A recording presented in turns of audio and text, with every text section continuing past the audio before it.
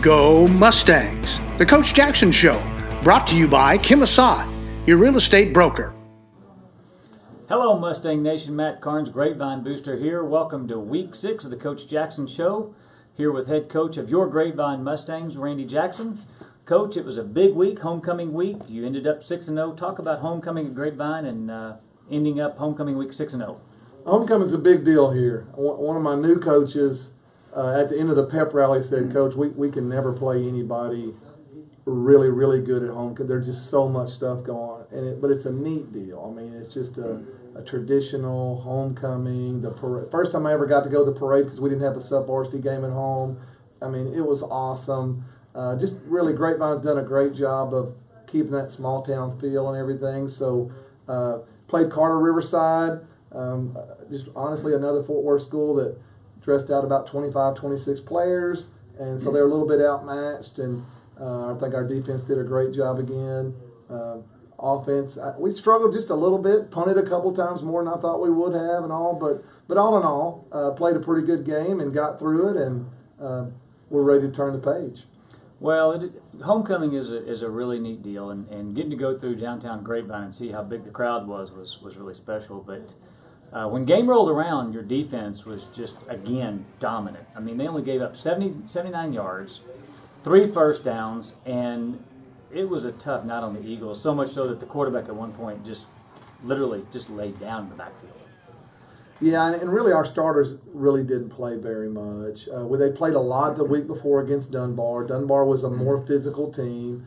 This really wasn't one of those kind of games, so our starters really didn't hang. But our other guys, I mean, really our twos, man, they came in and did a great job, and we were happy with them. And so there's always pros and cons to everything, but is our other guys got a lot of playing time and some reps and some experience, so we were proud of how they did also. Well, they were certainly flying to the ball. Offensively, it was quick and efficient. You had 28 first quarter points, 35-0 at the half. You had nice balanced attack, 200 yards in the air, 146 on the ground, so nice overall balanced attack, and they were just quick and efficient all night.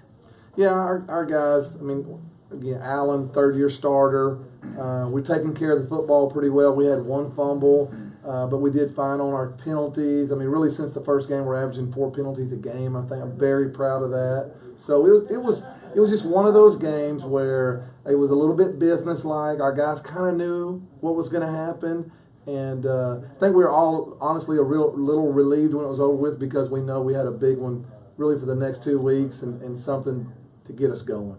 Well, you are moving into a new part of the season, but offensively all year you've had a nice balanced attack. Allen has done a good job. He's got a 70% completion rate, which is very high if you look around the area statistics. 22 touchdowns, only 3 interceptions. He's got 6 receivers with significant yardage this year. And as you well know and are well aware, he was bobblehead worthy now. So talk about Allen and getting to be on the Inside High School Sports Show. Yeah, that was really a fun deal for me too. So it's kind of neat when, as a head coach, when you have a guy that good, and so you get to kind of ride his coattails and enjoy it. But big deal, I mean, obviously Channel 5 is a live show, and we got to sit in there and watch that, and both of us get interviewed live, and great experience for him. But yeah, I mean, well deserved. He's just done a great job all year. It's the hardest position to play maybe in all sports. And he kind of sits back there calm and cool and collected and distributes the ball. We were talking today, Dylan Gonzalez and Zach Carnes both have 25 catches. They're both right about the same amount of yardage. So Allen just does a great job distributing the football and runs it for us. Well, let's take a look at a few of the touchdowns from this past week. We've got 3 of his touchdowns here. On this particular play, this was his, no, I'm sorry, we're going to talk defense first, my bad.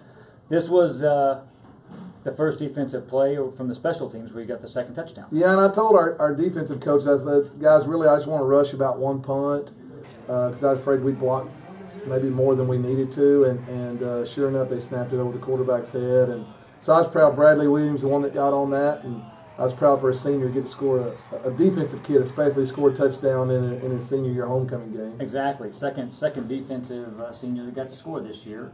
Here was the fumble that kept the momentum going your way. Yeah, and this is early in the game where our starters are in, and our D-line was just constantly in the backfield. So they just did a great job with that. Well, we're going to jump over and look at the touchdowns with Allen here, starting with one to David Clayton.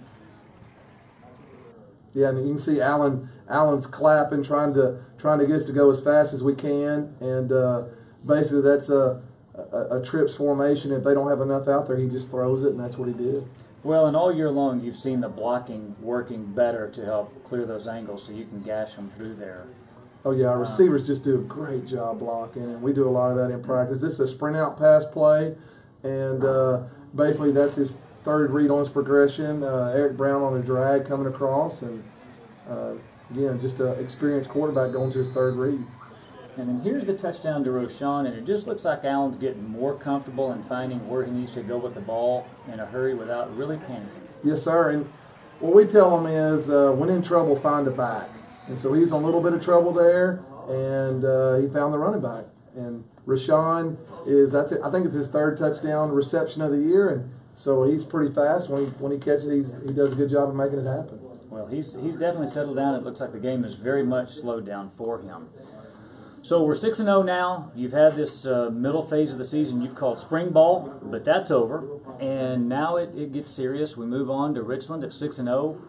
They're obviously solid on both sides of the field. Wouldn't be if they weren't undefeated. Tell us what we're looking for this week with Richland.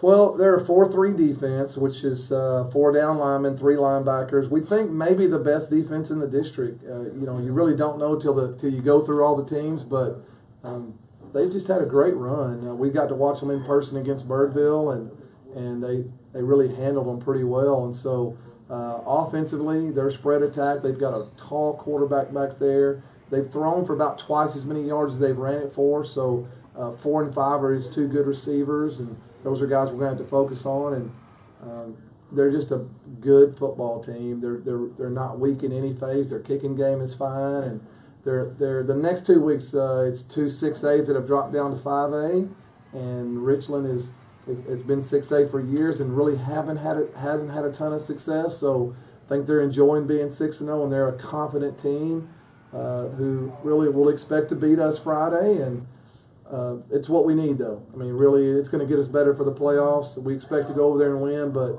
we know this kind of game that you'll see in bi-district, and so we're excited for the challenge. Well, we're obviously heading down the final stretch here. Tell us what we're looking for as the season winds up and you have your Tough People Win program going on, and just tell us what we're looking for the rest of the season here. Well, the last 4 weeks, we go into our final phase of basically it's pre-playoffs, and so we've got 3 of our last 4 opponents we think will be the playoff teams, which would be Richland, Colleyville Heritage, and Birdville, and so we're glad we get to finish with those 3, and so we just feel like it'll be a stretch that'll get us ready for the playoffs. Well, it is going to be an exciting finish, and we look forward to seeing those 4 teams in action with our Mustangs. As we look for the final stretch here, talk about the publicity you're getting around town, and also talk about the character you're working on building within the team. Well, it's the fun, really. It gets fun, right, when you start getting people talking about your program. And so our guys, Channel 11 came out today and interviewed 3 of our guys. Dallas Morning News was here today and interviewed some guys. The Trump comments about the locker room talk. They called me yesterday, and I talked to them about our character development stuff, and told them that we would do a character development lesson over what real locker room talk is. And so we did that today, and the Dallas Morning News came and did a great article over that, but interviewed some of our guys. So that's what's fun is a couple years ago we weren't getting much of that, and so it's nice to see our guys, people want to talk to them. Our Heritage game is going to be televised by Channel 21. So these kind of things are fun. I think somebody told me this morning that we're one of the 4 teams that maybe Channel 4's you click the game of the week, and And so, you work this hard for opportunities like this. At the end of the day, it's all about winning playoff games. But these guys, we grind them. We get them here early, and they go hard. And so I'm happy for the seniors who have went through what we put them through to build this thing and make it blue collar, and for there to be a little bit of a buzz. I'm real happy for the guys to get to enjoy that. Well, and as they always say, winning is a byproduct, and it looks like you put a lot of work into that. And as a father of a player, I can't tell you how much we appreciate the character building. Speaking of which, it's a big part of the Breakfast of Champions. So as we wrap up week number 6 here, the Coach Jackson Show, don't forget the Breakfast of Champions, Friday morning, 7:30. Bring food, even if it's raining. And Friday night, October 14th, 7:30 p.m., Birdville ISD. It'll be your Grapevine Mustangs against the Richland Rebels. We'll see you there. Here in the Grapevine Mustang locker room with quarterback of your Grapevine Mustangs, Alan Bowman. Alan, you had a nice big week this week against Carter Riverside. Talk about homecoming and just what that meant as a Grapevine football player. Well, homecoming's a big week for us as a team. There's a parade, huge pep rally, the mums and everything. But it's easy to get caught up in all that and not focus in the game. So coaches really emphasized on focusing on the task at hand, which was the game. Well, the game went well. You had a big game. You had 3 touchdowns. We'll take a look at those here. We're going to start with your first touchdown here. Tell us what's going on here in this touchdown to David. Well, it's kind of a pre-snap read. Every play we have is kind of a pre-snap. Does the screen look good? And we had numbers out on the screen in the flat, and so looking at from the pre-snap, I know we had numbers, so I threw it out there to David. The blockers made their blocks. David did his thing and just walked right in. So that was touchdown number 1. Touchdown number 2, you're obviously getting more comfortable here as you're rolling out and buying time and feeling comfortable looking for receivers. Yeah, this one is straight sprint out, and the DN kind of blitzes upfield, so the running back had to kind of hook him. That's why I kind of ran around and got a little depth on my play. But the first and second reads were kind of shaken off, and the drag's always open on the man. So I just kind of got open and got my eyes back to the middle of the field and saw him on the drag running across. I kind of flipped it across my body, and he made a play and fell in the end zone, so it was pretty good.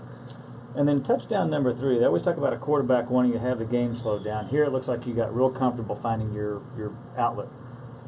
Well, yeah, normally the coaches really emphasize throw the check down. Every play doesn't have to be a touchdown, and that's kind of one thing that I've grown on since my freshman years. Whenever I got in the game, freshman and sophomore year, I was like, gotta throw a touchdown. But really, it's just about completions and first downs. And so they could be open downfield, but even if it's a little hazy, then just throw it to the running back and just make him work. And Roshan's hard to tackle. He's quick and fast, so just let him do his thing, and he just walks right in. Well, it worked out for a touchdown. It was a big night for the Mustangs. And you've had a good season, 70% completion rate so far, and it looks like it's paying off and getting noticed. Yeah. Talk about the TV show you got and the bobblehead that you were awarded as a result of that. Yeah, Inside High School Sports was actually at the game when they nominated me as Player of the Week. So I got this cool little thing. They made it in China on Monday, and then they sent it to Inside High School Sports, and then I got to be on the live show at I think it was Saturday at 5. So I think it's pretty cool. I got a lot of wrinkles here. I'm pretty aged, but they got the hair right. It's a little red for me, but I like it. This thing's awesome. I'm gonna have this forever. I'm gonna keep this and cherish this. So it's a pretty cool little deal I got. Well, not many high school football players get to have their own bobblehead. Yeah, so nice going, and congratulations on that. Yeah, we will see you Friday night in Birdville against Richland. Yes, sir. Thank you. You bet. Thank you. Go Mustangs! The Coach Jackson Show, brought to you by Kim Assad, your real estate broker.